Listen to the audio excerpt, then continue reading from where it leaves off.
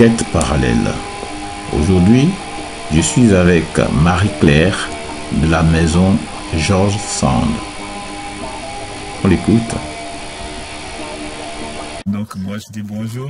Bonjour. Comment est-ce qu'on vous appelle?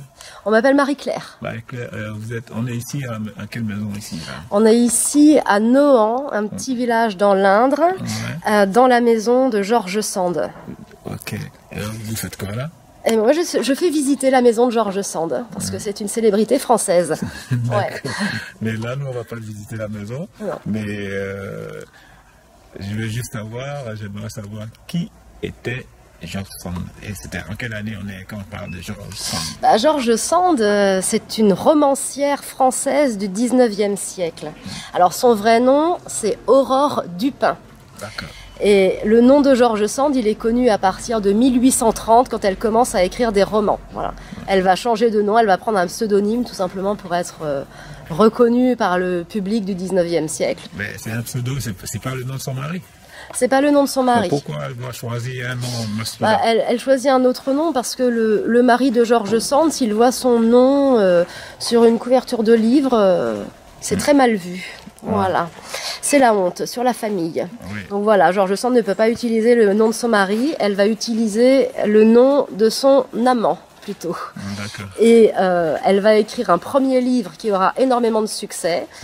Elle signera George Sand et à partir de ce moment-là, elle gardera toujours ce nom de George Sand. Ses contemporains l'appellent Georges. Oui, mais ça, c'est enterrer les femmes, en fait, parce que... C'est pas enterrer les femmes, c'est montrer qu'une femme sous un faux nom peut faire aussi bien que les hommes. Mais pourquoi pas sous un vrai nom à l'époque? Parce que si le public découvre tout de suite que c'est une femme, on ne va pas la lire. Ouais. Les femmes qui écrivent au 19e siècle, elles ne sont pas prises au sérieux. Et George Sand, elle veut être prise au sérieux parce qu'elle a besoin de gagner de l'argent pour vivre.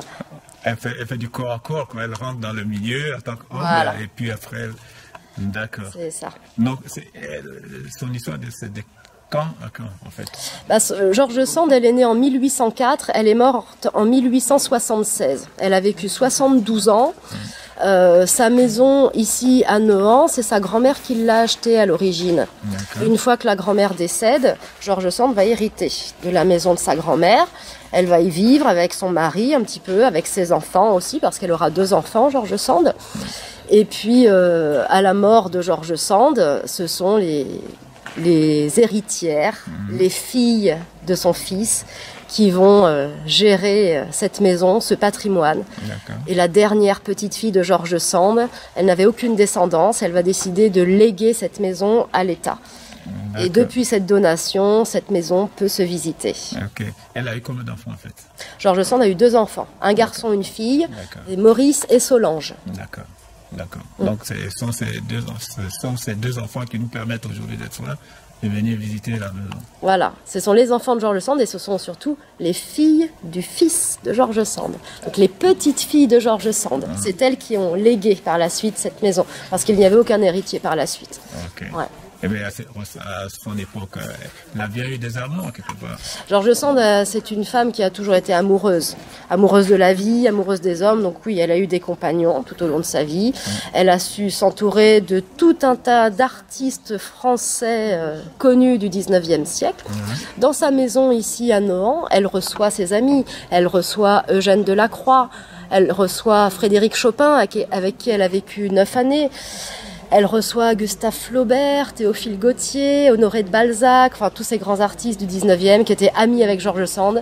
Elle les invite à partager de bons moments de convivialité ici dans sa maison du Berry. C'était déjà un esprit éclairé, parce que se faire entourer de grands noms, c'est pas donné à tout le monde. George Sand, elle a beaucoup de talent. Et on l'admire pour ça. On la critique beaucoup, mais on l'admire aussi pour ça. On la critique, bon. Elle les écoute pas, les critiques. Non, je pense qu'il ne faut pas les écouter. Non, c'est ce qu'elle a fait, elle n'a pas écouté. Ouais.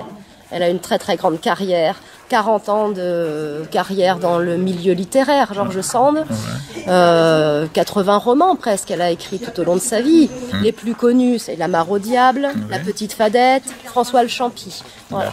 À côté de ça, elle écrit des pièces de théâtre.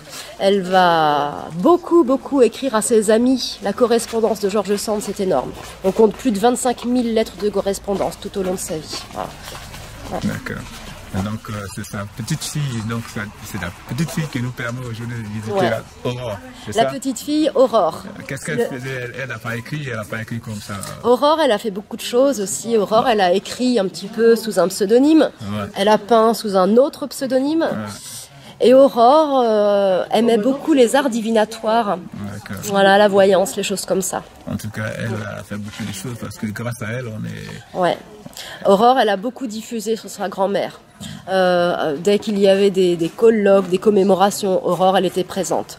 Elle va donner beaucoup de choses à des musées aussi pour que les biens de cette maison soient conservés au mieux. Voilà. D'accord. Donc elle a fait beaucoup, oui, pour le destin de cette maison, Aurore. Ouais. Ok. J'ai fait exprès de ne pas rentrer dans les détails pour laisser aux visiteurs, Oui, vous il laisser y a faire encore plein de votre choses à travail. apprendre quand on visite l'intérieur. Donc, qu'est-ce qu'on peut dire? Je vous laisse le dernier mot. Qu'est-ce qu'on peut dire? Bah, quand on venir, visite la maison de George Sand, voilà, on retrace toute la vie de George Sand. On a des pièces qui restent inchangées depuis la mort de George Sand. La maison, c'est une vraie petite plongée dans le 19e siècle. Dans la salle à manger, la table, elle est toute prête à recevoir. Dans le salon, on a le piano qui est prêt à jouer. Toute la famille est présente. C'est un endroit qui est très très vivant. Et on sent vraiment la présence de George Sand à l'intérieur de cette maison. Il faut donc venir visiter. Il faut venir visiter. Merci beaucoup. Je vous en prie. Au revoir. Au revoir.